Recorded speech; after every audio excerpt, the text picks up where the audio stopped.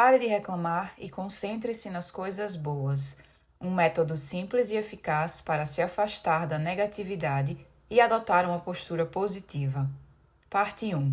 Incompetência inconsciente. Capítulo 1. Reclamo, logo existo. O homem inventou a linguagem para satisfazer sua necessidade profunda de reclamar. Lily Tomlin. Reclamar do verbo exprimir pesar, dor ou descontentamento ou fazer uma acusação formal ou denúncia. Dicionário Merriam-Webster. É preciso cumprir 4 etapas para se tornar competente em alguma coisa. Para se transformar numa pessoa sem reclamações, você vai passar por cada uma delas e, sinto muito, não poderá pular nenhuma. Não é possível efetuar uma mudança duradoura sem atravessar todo o processo. Algumas dessas etapas duram mais que outras. Cada um de nós tem experiências diferentes.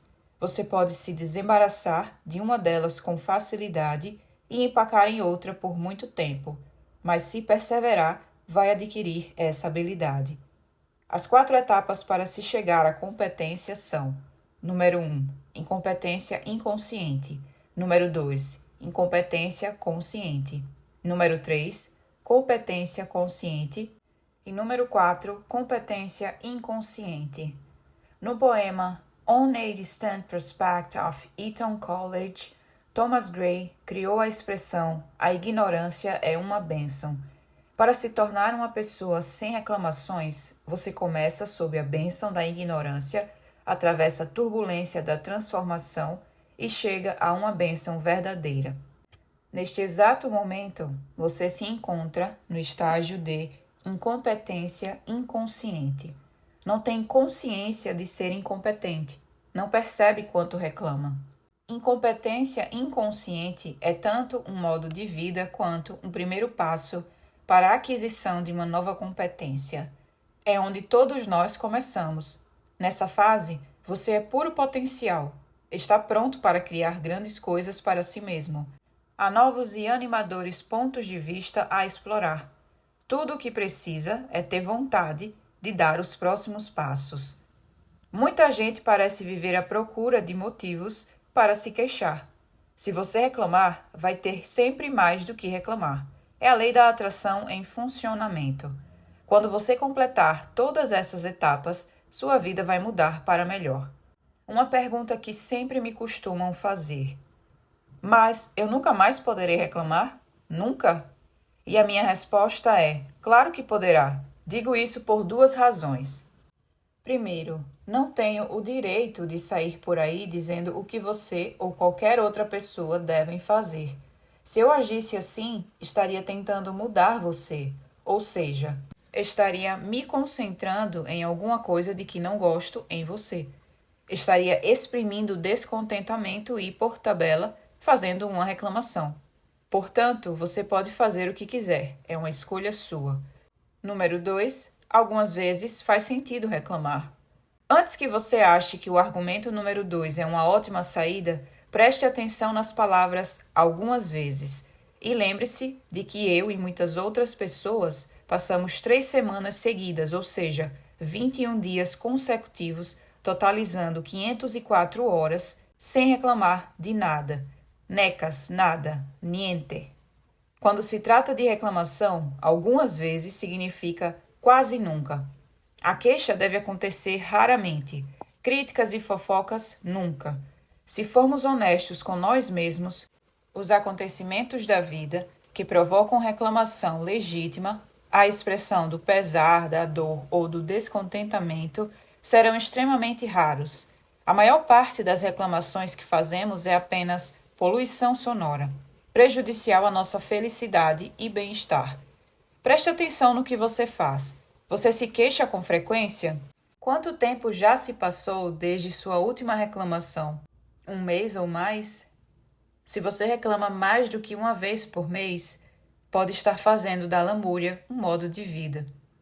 Para ser uma pessoa feliz que dominou seus pensamentos e começou a criar sua vida de acordo com os próprios projetos, você precisa estabelecer um patamar bem alto do que o faz sentir necessidade de exprimir pesar, dor ou descontentamento. Na próxima vez que estiver a ponto de reclamar de alguma coisa, pergunte-se como a situação se compara com algo que aconteceu comigo alguns anos atrás. Eu estava no meu escritório preparando uma aula. Nossa casa ficava em frente a uma curva fechada, na beira da estrada.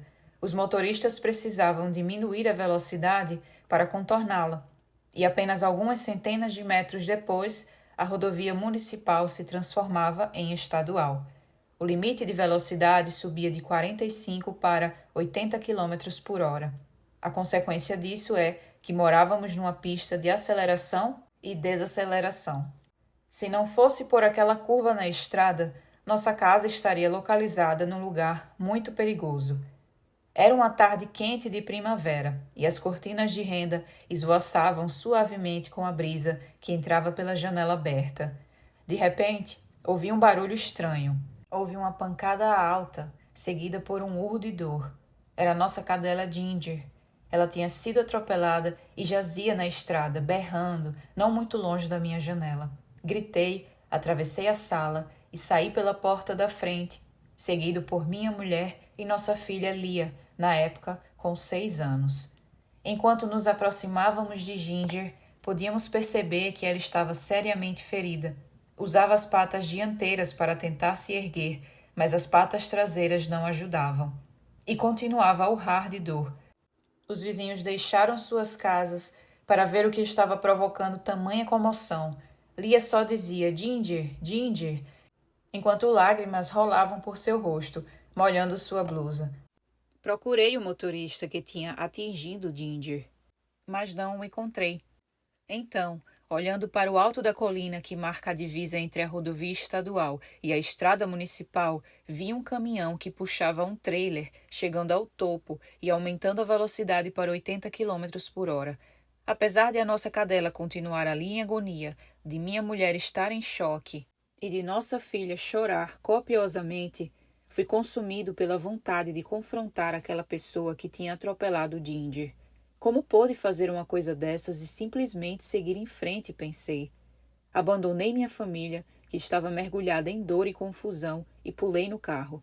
Dei uma ré furiosa, levantando uma nuvem de pó e cascalho. 90, 100, 120 quilômetros, numa estrada de terra, com o objetivo de perseguir a pessoa que tinha atropelado a cadela de Lia e fugido sem sequer ter a coragem de nos enfrentar. Ia tão rápido naquela superfície irregular que meu carro parecia pairar precariamente sobre o chão. Nessa hora, me acalmei o suficiente para perceber que a situação se agravaria se eu sofresse um acidente. Diminuí a velocidade para garantir o controle do carro, enquanto a distância entre mim e o outro motorista diminuía. Chegando em casa, ainda sem perceber que eu me encontrava logo atrás, o homem parou o veículo e saltou. Usava uma camisa rasgada e jeans manchados de graxa. Dei uma freada brusca e saltei do carro, aos berros. Você atropelou meu cachorro. O homem se virou e olhou para mim, como se eu estivesse falando uma língua desconhecida. Com o sangue pulsando nas têmporas, não tive certeza de que estava ouvindo corretamente quando ele disse: Eu sei que atropelei seu cachorro. O que você vai fazer? Depois de recuperar meu vínculo com a realidade, eu disparei. O quê? O que você disse? Ele sorriu como se estivesse corrigindo uma criança travessa e repetiu lenta e deliberadamente. Eu sei que atropelei seu cachorro. O que você acha que vai fazer? Fiquei cego de fúria.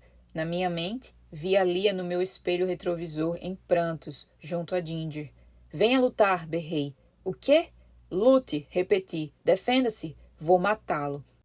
Momentos antes, a razão impedira que eu arriscasse minha vida, dirigindo feito um louco para alcançar esse homem. Agora, seus comentários impassíveis sem dar importância ao fato de ter ferido gravemente um animal de estimação que eu amava, tinham conseguido eliminar qualquer sombra de razão. Eu nunca tinha lutado em toda a minha vida adulta. Não acreditava em brigas, nem tinha certeza se sabia brigar, mas queria surrar aquele homem até a morte. Naquela hora, não me importava em acabar na cadeia. Não vou brigar com você, disse ele.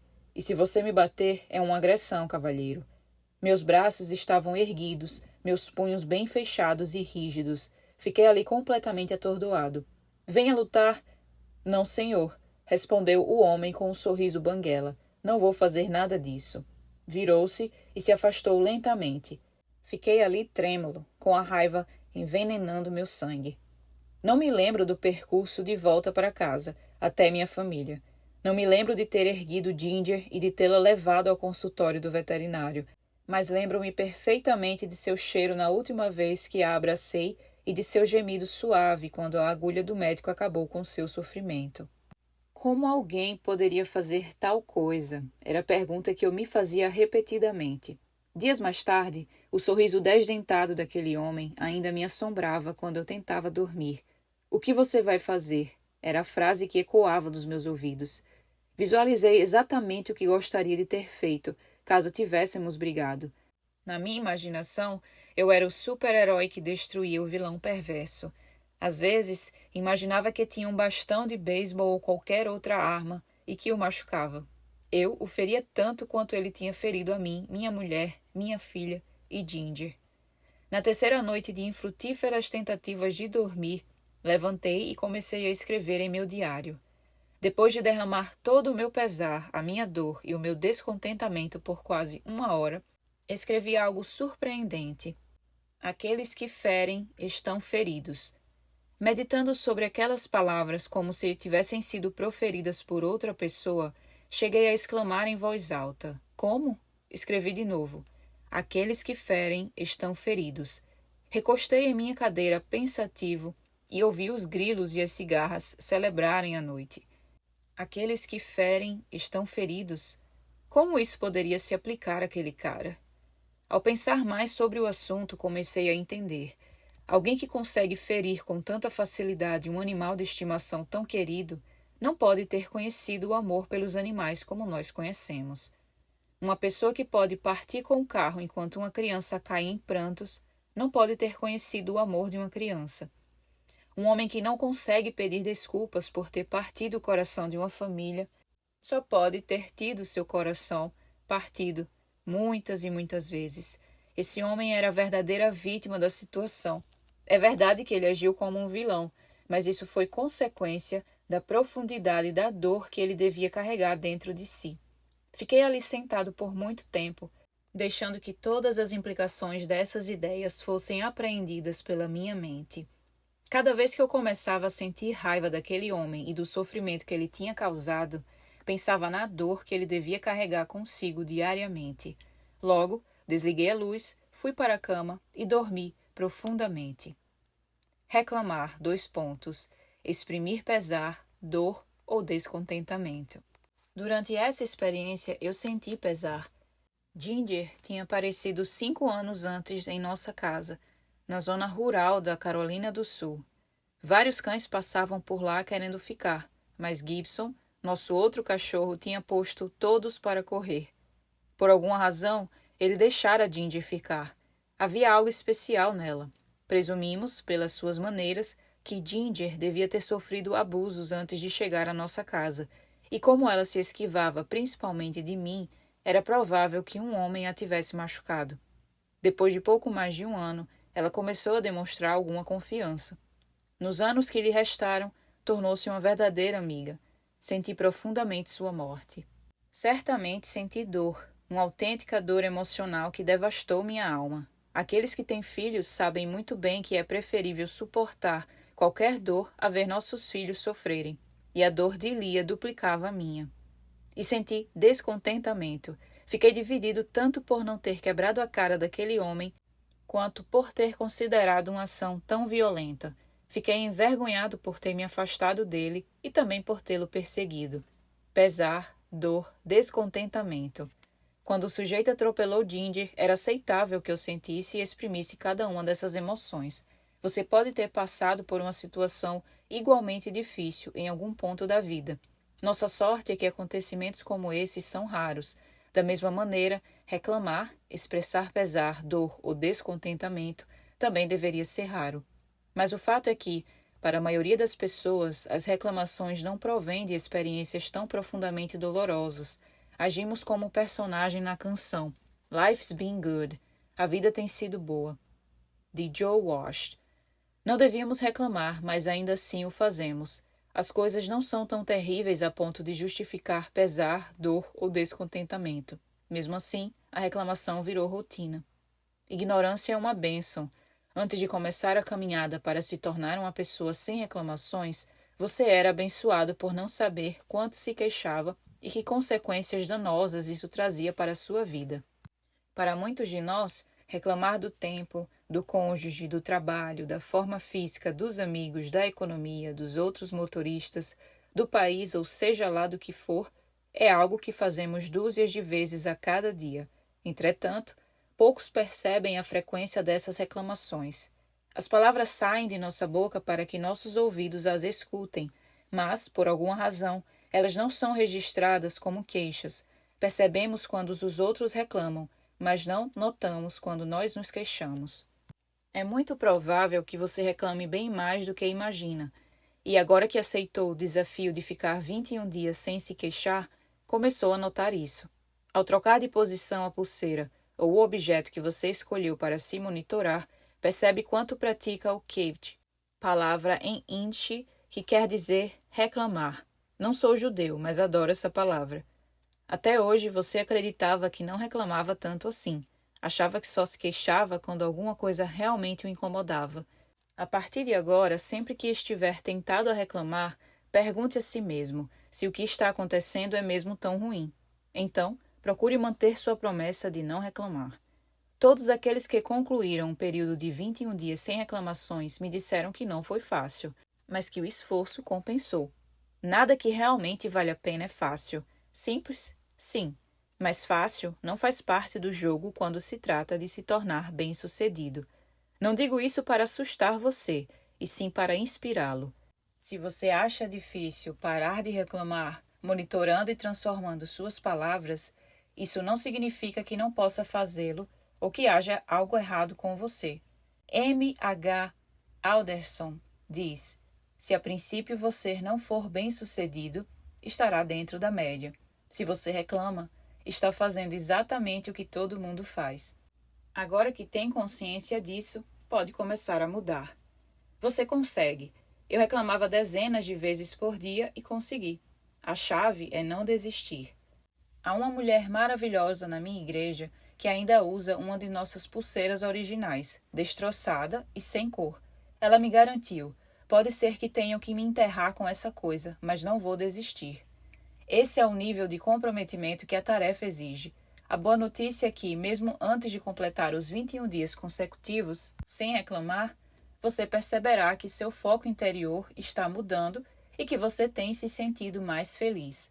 Aqui está um e-mail que recebi hoje. Olá! Como milhares de pessoas, comecei a mudar o foco da minha vida. Enquanto esperava por minha pulseira, passei a usar um elástico no pulso, o que me ajudou a prestar atenção no que estava fazendo. Abracei essa causa 1 semana e agora raramente reclamo. O mais incrível é que eu me sinto muito mais feliz, sem falar de como as pessoas que me cercam, como meu marido, devem estar mais felizes também. Diane Rayleigh, Rockville, Maryland. O popular locutor de rádio Paul Harvey disse certa vez: espero um dia conseguir o suficiente daquilo que o mundo chama de sucesso para que eu possa dizer, se indagado sobre o meu segredo para chegar lá, me ergui mais vezes do que caí. Como acontece com tudo que merece ser conquistado, haverá fracassos no caminho do sucesso.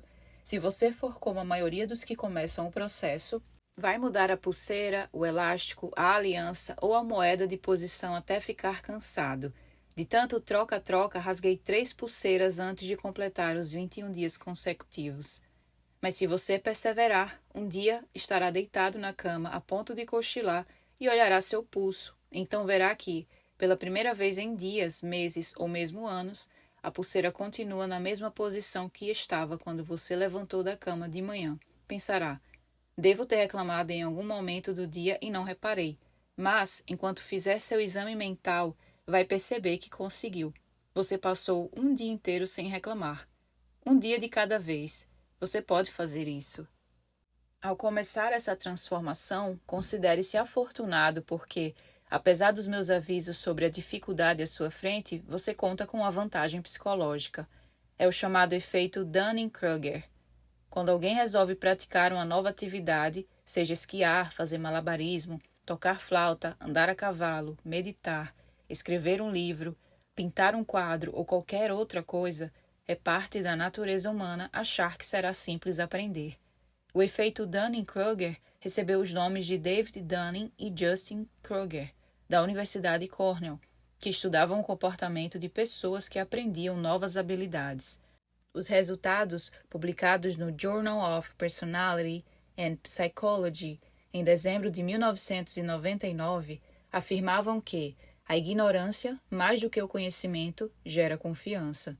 Em outras palavras, como você não tem noção do que vai experimentar algo difícil, decide tentar. Você pensa, vai ser fácil, e encara o desafio. E começar é a parte mais difícil. Se tivéssemos ideia do tamanho do esforço necessário para adquirir uma nova habilidade, o mais provável é que desistíssemos antes de começar. Mas não há nada como a prática. Usar a pulseira roxa ou qualquer outra ferramenta que o ajude a se monitorar e mudá-la de posição. Mudá-la de posição a cada reclamação, ainda que pareça difícil, constrangedor ou frustrante.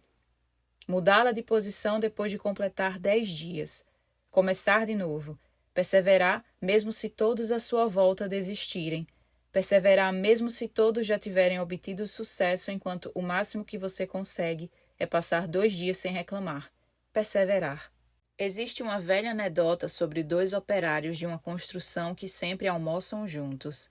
Um deles abre a marmita e reclama. Droga, sanduíche de carne, detesto sanduíche de carne. O amigo não diz nada. No dia seguinte, os 2 voltam a se encontrar na hora do almoço. Mais uma vez, o primeiro operário abre a marmita e se queixa. Outro sanduíche de carne? Estou cansado de sanduíche de carne. Detesto sanduíche de carne. Como na primeira vez, o segundo operário permanece em silêncio. No terceiro dia, os 2 estão se preparando mais uma vez para almoçar, quando o primeiro exclama: Chega, todo dia a mesma coisa. Quero alguma coisa diferente. Tentando ajudar, o amigo pergunta: Do que você está falando? Sou eu mesmo que preparo o meu almoço. Cansado de sanduíche de carne? É você quem prepara o almoço todo santo dia. Mude o que anda dizendo. Pare de reclamar. Mude as palavras, mude os pensamentos e estará mudando sua vida. Ao dizer, procura e encontrarás, Jesus estava formulando um princípio universal. O que você procurar, vai encontrar. Quando reclama, você emprega o incrível poder da sua mente para procurar coisas que não quer e acaba as atraindo. Então, passa a se queixar desses novos problemas e atrai mais do que não quer, ficando preso num círculo vicioso, uma profecia autorrealizável de reclamação. Manifestação, reclamação, manifestação, reclamação, no ciclo que nunca tem fim. Em O Estrangeiro, Albert Camus escreveu: Ao erguer o olhar para a escuridão do céu, salpicada de signos e estrelas, pela primeira vez abri meu coração para a benévola indiferença do universo. O universo não liga se você usar o poder dos pensamentos que impregnam suas palavras para atrair amor, saúde, felicidade, abundância e paz, ou para atrair dor, sofrimento, miséria, solidão e pobreza. Nossos pensamentos criam nosso mundo, e nossas palavras revelam o que pensamos. Ao controlar as palavras, eliminando a reclamação, damos um objetivo à nossa vida e atraímos o que desejamos.